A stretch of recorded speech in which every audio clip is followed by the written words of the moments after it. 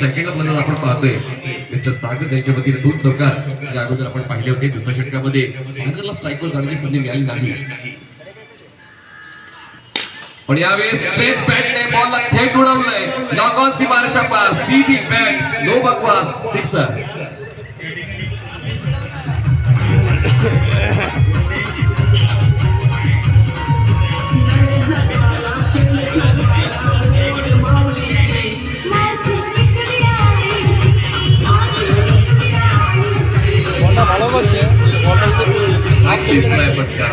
आणि काय middle of the bat connection, timing सर्व काही ओके मध्ये हा षटकार आलेला आहे. धावसंख्या पुस्तक 24 आहे आपल्यावर. 24 ऑन बोर्ड.